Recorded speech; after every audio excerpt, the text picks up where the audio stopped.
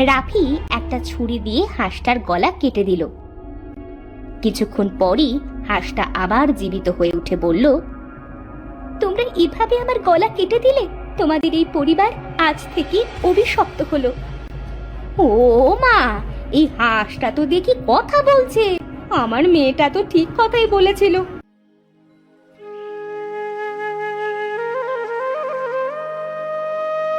উত্তরের জঙ্গলের পাশে বাস করত রাফি, কবিতা আর তাদের মেয়ে চন্দ্রা।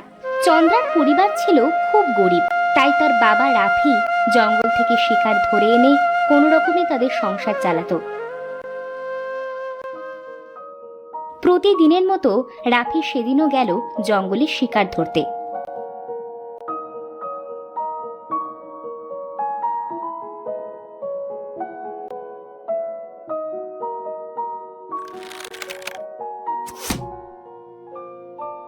না, এই জঙ্গলের প্রাণীগুলো খুব চালাক হয়ে গেছে।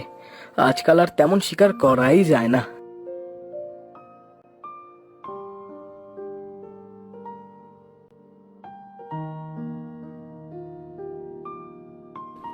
হঠাৎ রাফির চোখে পড়ল একটা চামড়া ছোলা হাঁস।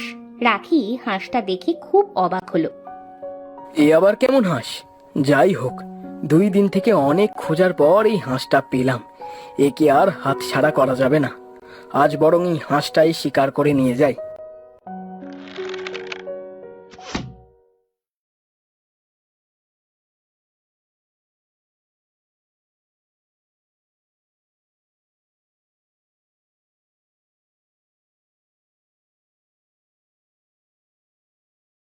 বাড়িতে গিয়ে বউকে বলবো হাঁসের মাংসটা যেন ডাঁশা নারকোল দিয়ে রান্না করে।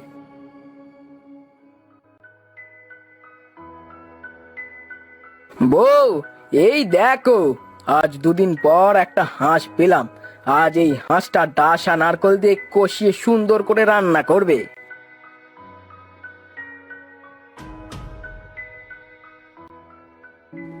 কিন্তু এই হাঁসটা এমন ছোলা কেন? এর গায়ে কোনো লোম পাখনা কিছুই তো নেই দেখছি। কি অদ্ভুত দেখতে না? মা মা, এই হাঁসটাকে ছেড়ে দাও। এমন অদ্ভুত হাঁস আমরা কোনো দিনও দেখিনি। এটা রান্না করলে যদি আমাদের কোনো ক্ষতি হয়?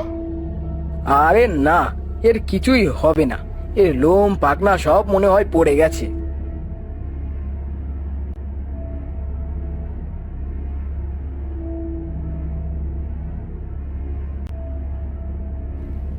রাফি একটা ছুরি দিয়ে হাঁসটার গলা কেটে দিল। কিছুক্ষণ পরই হাঁসটা আবার জীবিত হয়ে উঠে বলল, তোমরা এভাবে আমার গলা কেটে দিলে, তোমাদের এই পরিবার আজ থেকে অভিশপ্ত হলো। ও মা, এই হাঁসটা তো দেখি কথা বলছে, আমার মেয়েটা তো ঠিক কথাই বলেছিল। এটা কি হয়ে গেল? আমাদের পরিবার অভিশপ্ত হলো। আসলে ছোলা হাঁস, আমার মা বাবা বুঝতে পারেনি তুমি আমার পরিবারের ওপর থেকে অভিশাপ তুলে নাও। আমি আর তোমাদের এই অভিশাপ উঠাতে পারবো না। যদি কেউ উঠাতে পারে তবে সে আমার মেয়ে। কোথায় তোমার মেয়ে? আমাদের বলো, আমরা তোমার মেয়ের কাছে অবশ্যই যাব। হাঁসটি কিছু বলার আগেই সেখানেই মারা গেল। তখন চন্দ্রার পরিবার খুব চিন্তায় পড়ে গেল। মা, বাবা, তোমরা কোনো চিন্তা করো না। আমি আমাদের এই পরিবারটাকে অভিশাপ মুক্ত করবই। আমি সেই মেয়েটার খোঁজে বের হচ্ছি। দাঁড়া মা, তোর সাথে আমিও যাব। তাহলে একা তোমরা যাবে কেন? তোমাদের সাথে আমিও যাব।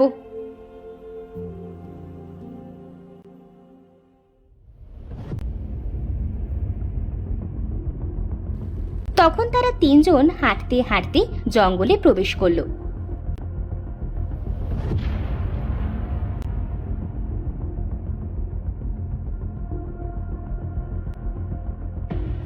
তারা সারা জঙ্গল খুঁজলো ছোলা হাঁসের মতো দেখতে কাউকে পায় কিনা, কিন্তু কোথাও তেমন কিছুই দেখলো না।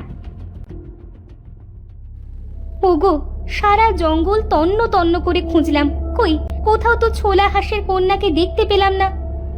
চলো আমরা আরেকটু খুঁজে দেখি, তারপর না হয় বাড়ি ফিরে যাব। কপালে যা থাকবে তাই তো হবে। রাফি ও তার বউ গেল ছোলা হাঁসের কন্যাকে খুঁজতে, আর চন্দ্রা সেখানে দাঁড়িয়ে আনমনে একটা গাছ দেখছিল। এই গাছটা এমন কেন? দেখতে তো খুবই অদ্ভুত। এই গাছটার গায়ে আবার কিছু লেখাও আছে মনে হচ্ছে। চন্দ্রা গাছের লেখাটা ভালোভাবে পড়ে দেখলো যে তাতে লেখা আছে, গাছের ভেতরে রাক্ষসের বাস, বন্দি করব ছোলা হাঁস। এই গাছের ভেতরে রাক্ষসের কাছে বন্দি ছোলা হাঁসের কন্যা? না না, যে করেই হোক এই গাছের ভেতরে আমাকে যেতেই হবে। চন্দ্রা গাছটির গোড়ায় চক্রাকারে ঘুরে ঘুরে দেখতে লাগলো।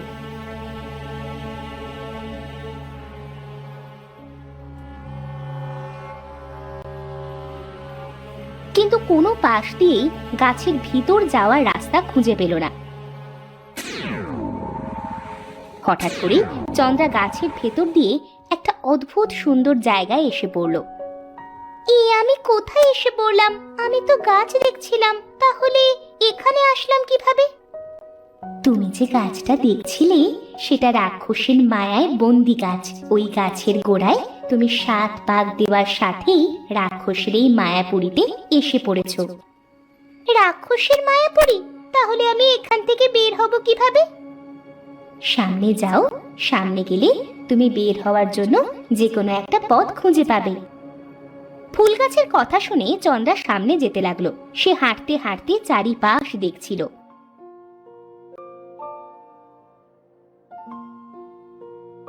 এত সুন্দর জায়গা দেখে যেন তার ঘোর লেগে যাচ্ছে।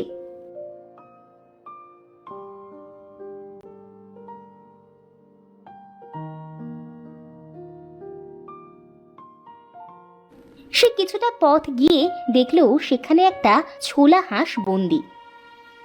ইমা, এ কি? বাবা যে ছোলা হাঁসটা নিয়ে গেছিল, এটা তো তারই মতো দেখতে। এই মেয়ে, তুমি কে? এখানে কি করতে এসেছো? মরার খুব ইচ্ছে হয়েছে নাকি? না মানে, আমি কোনো জাদুর মায়ায় মনে হচ্ছে এখানে ভুল করে চলে এসেছি। তবে তুমি কে? তুমি এই খাঁচায় বন্দি কেন?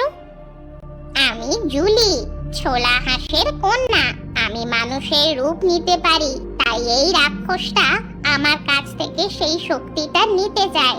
আমি দিচ্ছি না বলে আমাকে এখানে আটকে রেখেছে। কিন্তু কেন? তোমার কাছ থেকে সেই শক্তি নিয়ে রাক্ষসটা কি করবে? আমার কাছ থেকে যদি সে মানুষ হওয়ার শক্তিটা নিতে পারে, তবে সে মানুষ হতে পারবে, আর মানুষের রূপ নিয়ে মানুষ জাতিকে পৃথিবী থেকে ধ্বংস করে দিবে। এবার বুঝতে পেরেছি, চলো আমার সাথে, আমি তোমাকে এখান থেকে মুক্ত করব। রাক্ষসটার আসার সময় হয়েছে, তুমি এখান থেকে পালাও।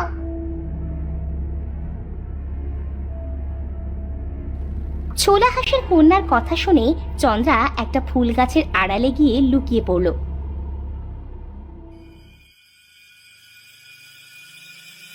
কিছুক্ষণ পরে রাক্ষসটা সেখানে এসে বলল, রাক্ষসের মায়া পড়িতে মানুষের গন্ধ।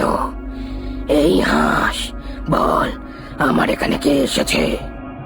আমি কি করে বলবো যে তোর এই রাক্ষসের মায়াপুরীতে কে এসেছে?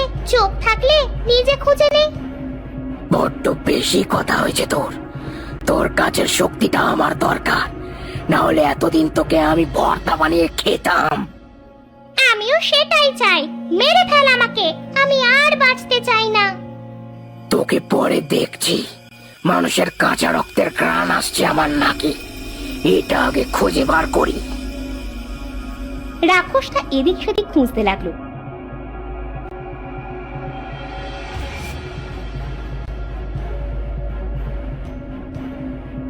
হঠাৎ তার নজর গেল ফুল গাছের আড়ালে। রাক্ষসটার ওইদিকে যেতে দেখে হাঁসটা চিৎকার করে বলল, চন্দ্রা পালাও, রাক্ষসটা কিন্তু তোমার কাছেই যাচ্ছে।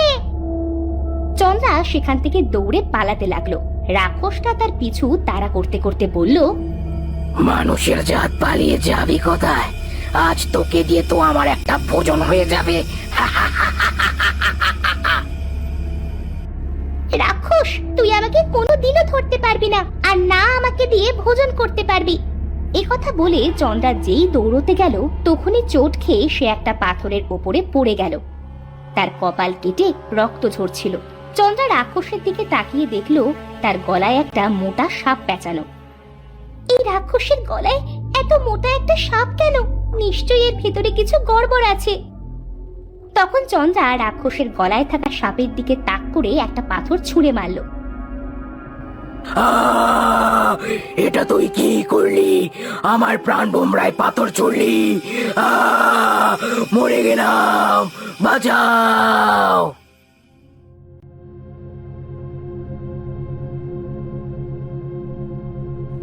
খা, আমার রক্ত খা, বোকা রাক্ষস।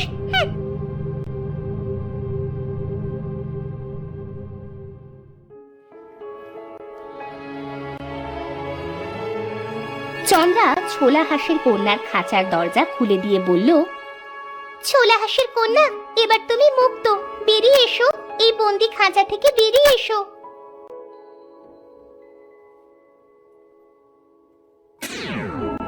হাঁসটা বাইরে বেরিয়ে এসে মানুষের রূপ ফিরে পেল, আর তারা দেখল রাক্ষসের মায়াপুরী হঠাৎ কোথায় উধাও হয়ে গেছে। রাক্ষসের মায়ার জগৎ ধ্বংস হয়েছে। আমরা জঙ্গলের ভেতরে চলে এসেছি। এবার আমাকে আমার মায়ের কাছে ফিরে যেতে হবে। মানে কিছু মনে করো না, তোমার মা আর বেঁচে নেই। মানে কি বলছো তুমি? আমার মা কোথায় গেছে? চন্দ্রা তখন ছোলা হাঁসের কথা সব খুলে বলল। চন্দ্রার কথা শেষ হতেই ছোলা হাঁসের অদৃশ্য কণ্ঠ তারা শুনতে পেল। মা জুলি, আমি তোকে বাঁচাতে চন্দ্রার বাবার কাছে নিজেকে সঁপে দিয়েছি, যেন সে আমাকে ধরে নিয়ে বাড়ি যায়, আমাকে মেরে ফেলে, আর আমি তাদের বলতে পারি যে তোমরা অভিশপ্ত, আর তোমাদের এই অভিশাপ মুক্ত করতে পারবে একমাত্র আমার কন্যা।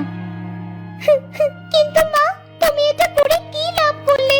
আমি যে সারা জীবনের জন্য তোমাকে হারিয়ে ফেললাম। পারলি মেয়ে, আমি যদি ওদের অভিশাপের কথা না বলতাম তবে ওরা কি তোকে খুঁজতে যেত? আর খুঁজতে না গেলে তোকে যে ওই রাক্ষসটার কাছে মরতে হতো। তাই তো ওদের সাথে মিথ্যা বলতে হলো যে তারা অভিশপ্ত। মা, তুমি আবার আমার কাছে ফিরে এসো। না মা, আমি আর ফিরতে পারবো না, তবে তুই ভালো থাকিস। কিছুক্ষণ পরে চন্দ্রার মা বাবা সেখানে আসলো। চন্দ্রাকে দেখে বলল, কিরে চন্দ্রা, তুই কোথায় ছিলে এত সময়? আমরা যে ছোলা হাঁসের কন্যাকে খুঁজতে গিয়ে তোকে হারিয়ে ফেলছিলাম মা। তখন চন্দ্রা তার মা ও বাবার সাথে সমস্ত কথা খুলে বলল। সব শুনে তার মা বাবা বলল, মা জুলি, তুমি আমাদের ক্ষমা করে দাও মা। আমি বুঝতে পারিনি যে তোমরা হংসী বংশ, তোমরা মানুষের রূপ ধারণ করতে পারো। ক্ষমা চাইতে হবে না, তোমরা তো ভুল করেছো। আর চন্দ্রার জন্যই আমি ওই রাক্ষসের হাত থেকে মুক্তি পেয়েছি। আজ থেকে তুমি আমাদের সাথে থাকবে বোন। আজ থেকে আমি আর তুমি দুই বোন। হ্যাঁ মা, আজ থেকে তুমি আমার আরেকটা মেয়ে। চলো, আমাদের বাড়িতে চলো।